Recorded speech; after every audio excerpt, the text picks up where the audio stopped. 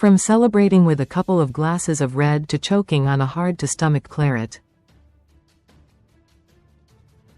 No wonder Thomas Frank trudged off Turf Moor looking like a man with the biggest hangover in history.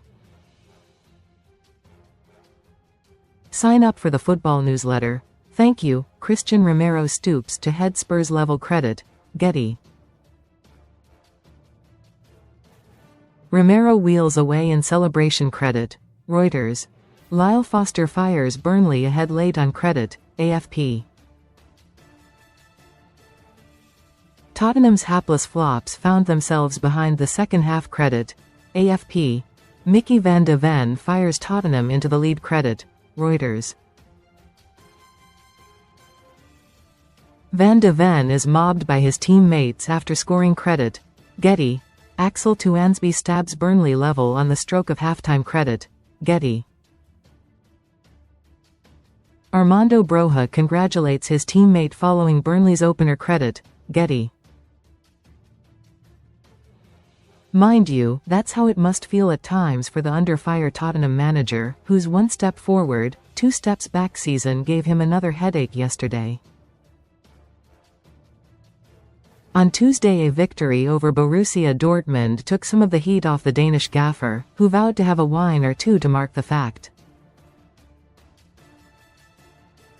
But 4 days after his side put one foot into the Champions League last 16, a point in Frankfurt on Tuesday will seal it. His neck is back in the noose. Only a last gasp leveler from Cristian Romero stopped battling Burnley from snatching their first Premier League victory since October. Read more football news. A 90th-minute venomous rescuing header after Frank's flops had gone from a goal up to 2-1 down, and had visiting fans belting out what they hoped to see. 5 minutes before the break, after Micky van de Ven had drilled Tottenham ahead, they were jokingly singing, "We're staying up." But when Lyle Foster scrambled the Claret's second deep in the second half, after Axel Tuanzebe had levelled, it was no laughing matter. From gallows humor to simply the gallows, in fact, for Spurs fans now demanding, getting sacked in the morning. Most read in football. Best free bets and betting sign-up offers, followed, it should be pointed out, by a chorus of, "Thomas Frank, your football is S*****." To all intents, Tottenham looked dead and buried. Their manager's future looked similarly bleak. Yet then Romero, if only they had a few more with his heart for a battle, finally found a way past Martin Dubravka, and Spurs were out of jail. Well, maybe not in Frank's case. Perhaps in line for parole would be more to the point. What a basket case club they truly are. Toe-to-toe with Europe's A-listers 1 minute, then stumbling against a side entrenched in the drop zone. Then again, plenty of heavyweight prizefighters, indeed Spurs are one of them, have left this part of East Lancashire with a bloody nose over the years. Success in these parts demands grit and graft, not glitz and glamour. And muck or nettles scraps don't come much muckier than the gloom of a wintry Turf Moor afternoon. To be fair, Spurs had just about done enough to merit a lead by the time Van de Ven finally gave them one. Yet, ironically, only after Martin Dubravka had been leaping around his box in celebration at keeping his goal intact. First from a Wilson Odobert volley on the edge of the box, and then even more impressively when Conor Gallagher drilled in the rebound.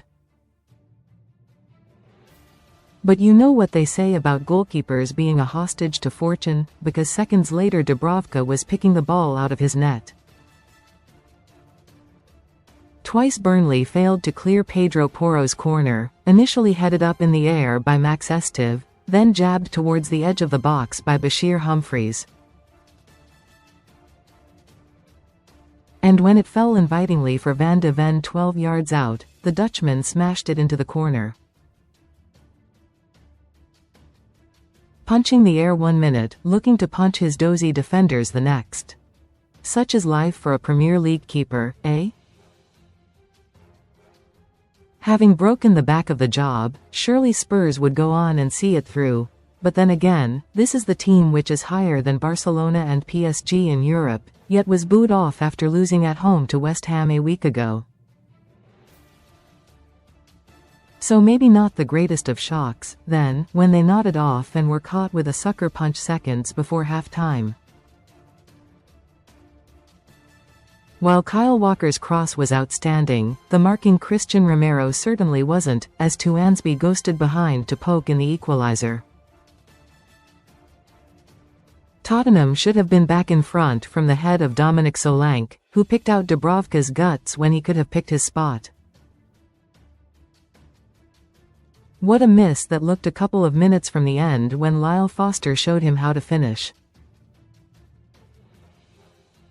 Jadon Anthony teed him up by cutting inside and rolling the ball to his left deep in the Spurs box.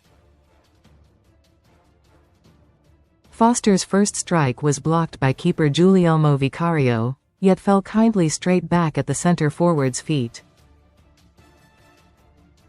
Recommended stories. This time the keeper couldn't keep it out, and neither could Destiny Udogie, as the ball trickled into the net.